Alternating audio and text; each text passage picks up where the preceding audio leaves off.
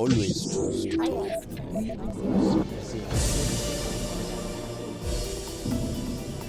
The Middle East is once again staring into the abyss of a wider war. Air defenses intercepting missiles and drones have lit up the night skies.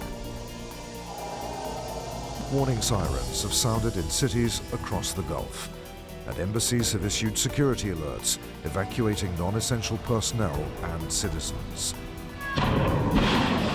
The latest escalation, a joint US-Israeli operation that began on February 28th, killed Iran's supreme leader. Tehran's response to the ongoing offensive is sending shockwaves through one of the most strategically vital regions on Earth. For years, the Gulf states have watched tensions play out around them. This time, the conflict is closer to home. Even Qatar, which has spent decades positioning itself as a diplomatic bridge between rivals, has come under attack. The country occupies a unique position. It hosts the largest US military base in the Middle East, while maintaining open lines of communication with Iran. That balancing act has allowed Doha to mediate in complex, high-stakes negotiations. But when missiles are crossing borders, the question becomes unavoidable. Can diplomacy still hold the line? How close is the region to an all-out war? And what role can Qatar play in preventing it? I'm Adrian Finnegan in Doha, where Qatar's Minister of Foreign Affairs, Mohammed bin Abdulaziz Al Khulaifi, talks to Al Jazeera.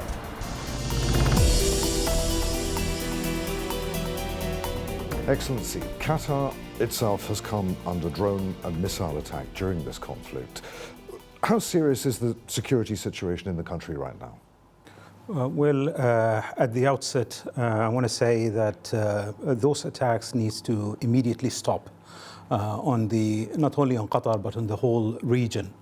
Qatar have mentioned its political position when it comes to this aggression that we have condemned by the strongest terms, the unjustified and outrageous attacks on the state of Qatar, and that directly impact its own sovereignty.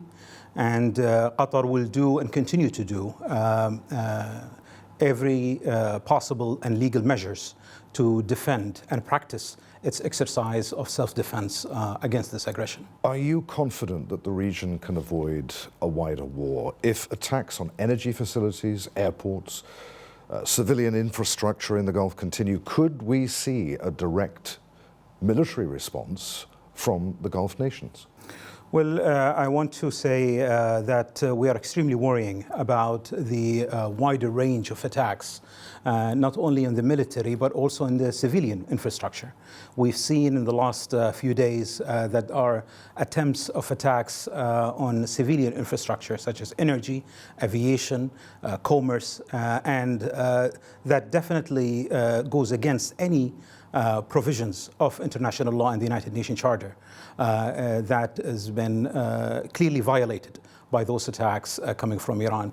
On the other hand, of course, we are extremely proud of the efforts that has been done by our defense and security forces in the state of Qatar, responding and intercepting every single missile and drone comes to with the purpose of course, terrorizing the civilians, people, and with the aim of damaging vital infrastructure. We're really proud of these efforts. Those personnel have definitely resembles a solid example of true courage and definitely professionalism in dealing with this matter. We're also proud of the people that lives in Qatar, whether they are citizens or residents. They've also resemble the very important example of resistance, resilience, and also definitely unity under the strong and wise leadership of the state of Qatar. Minister, Qatar's Prime Minister said 2 days ago that Qatar feels a big sense of betrayal by Iran. Has that fundamentally changed Doha's relationship with Tehran? Does Qatar still trust Iran enough to mediate?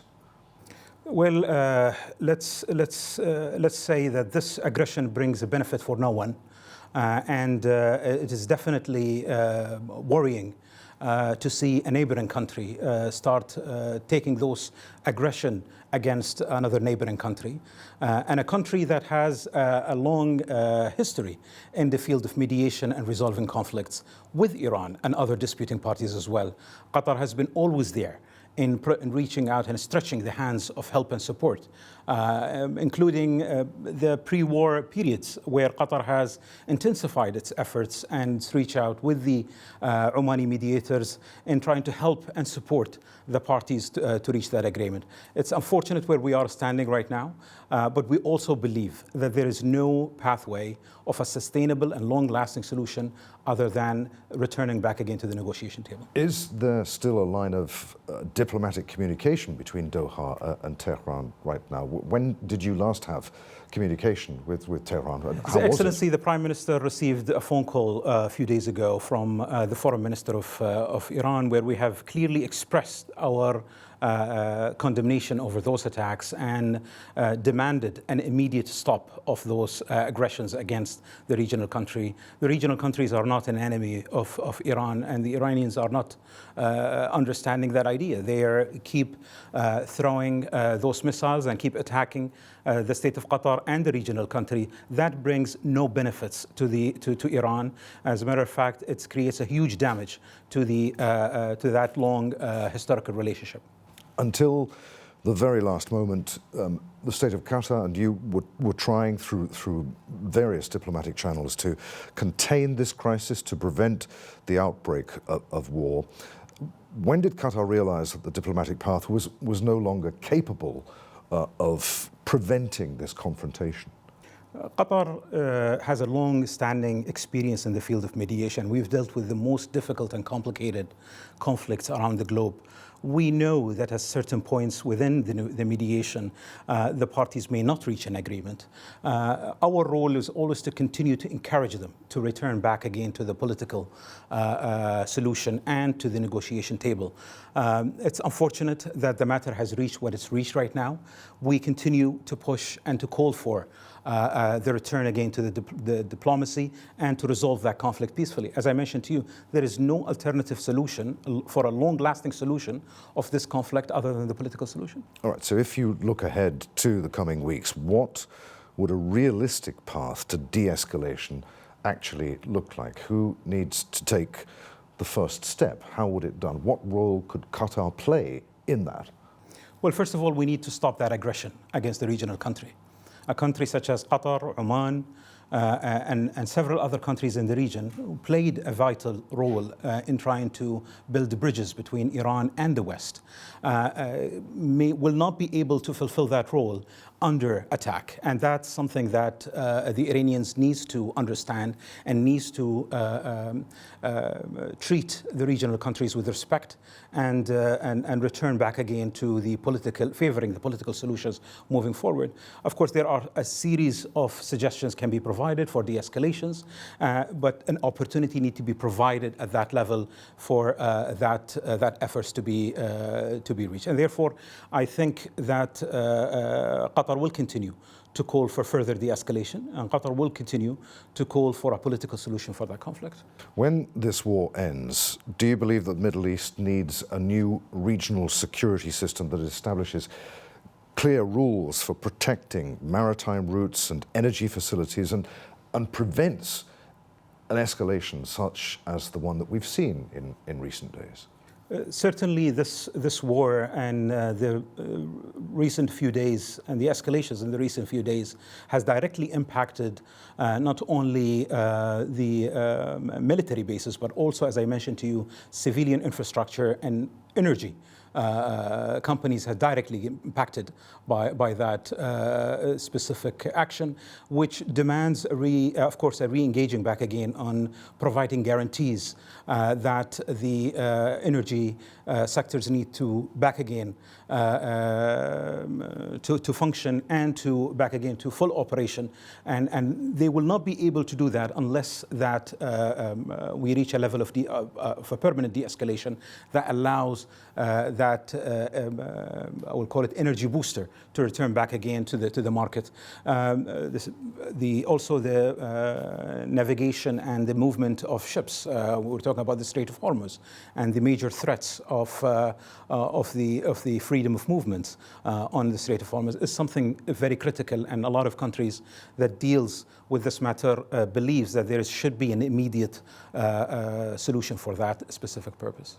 Minister, the United States and Israel say that their strikes were necessary to neutralize Iran's nuclear threat. Does Qatar accept that argument, or do you believe that this military action has made the region even more dangerous now for the future? Well, I cannot speak on behalf of the United States or reflect on the objective of the United States. What I can say is that when it comes to the position of the state of Qatar, Qatar has been always an advocate for peace. We're always favoring the peaceful methods of resolving conflicts. We've been always a strong facilitator of peaceful resolution of conflicts, including this one, where we have a long-standing experience in dealing with both disputing parties in the previous incidences. And we will continue to offer our help and support to support that. We are, as I mentioned to you, we are of the view that finding a permanent and long-lasting solution of this conflict would demand the parties to restore to a political solution. How, Minister, would you assess the United States' role in managing this crisis to date? Well, we keep our line of communication, as always, open with our colleagues in the United States, and we keep encouraging them and supporting the pathway of peace and resolving conflicts through peaceful means. We really hope that the parties can find that pathway and really end the military operation and return back again to the negotiation table to meet the concerns of the parties. And now we're talking about the concerns of the regional parties as well.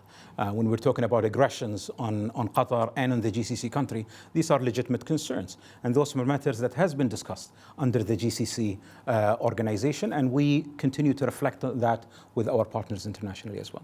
Qatar's leadership has warned that this war could destabilize the global economy and, of course, the energy markets. We've seen that in the last few days already. What are the biggest risks that you see if this conflict continues as it is? Well, if there is a message that I can mention today, that the GCC security is not only a regional security, it's a global security.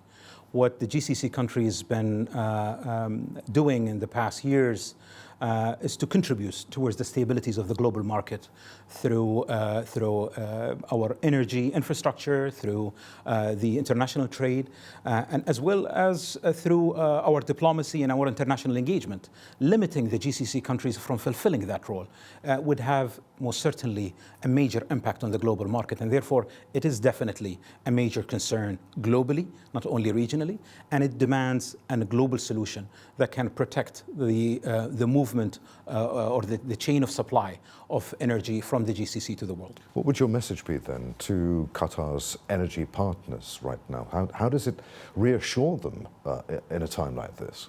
Well, as His Excellency, our Minister of State of Energy has reflected previously, our engagement with the contractors and with our partners have been very solid, and we've been engaging with them, reflecting on the challenges that Qatar is facing currently, hoping that this will be temporary and Qatar would return back again as used to be strong, fulfilling when it comes to the international demands. And I believe that this is not a situation that Qatar is only facing, it is the wider region.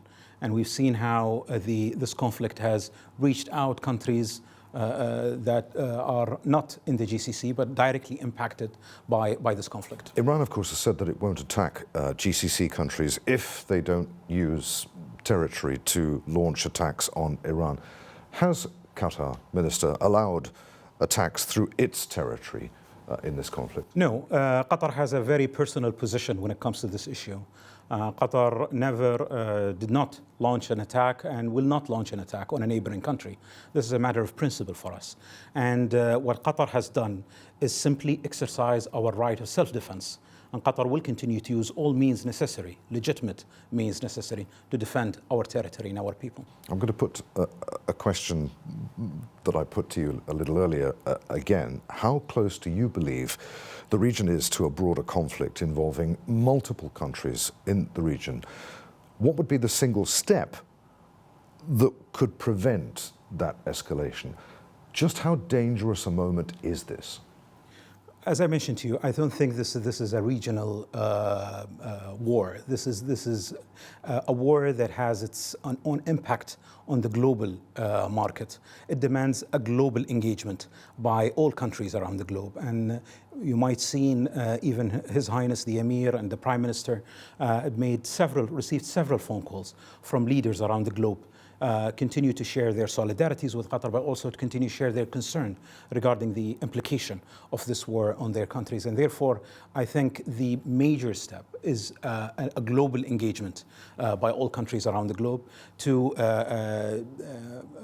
play an important role in de-escalating and finding a permanent end for that conflict. And how big a role is the state of Qatar playing in that efforts, diplomatic efforts to de-escalate, to find some sort of solution to this conflict? Qatar has been extremely active in the last few days in terms of our reach out to our strategic partner globally, but also from a regional perspective. Qatar has been very much identical with the position of the GCC countries in terms of preserving and protecting our territories and our people, but also to calling for a de-escalation and a permanent solution of that conflict. We know that post this conflict, there should be a lot of measures to guarantee and secure that this issue will not be repeated. And that's why a further engagement with those important regional partners will be extremely important in the next days. What about the US? Is it listening?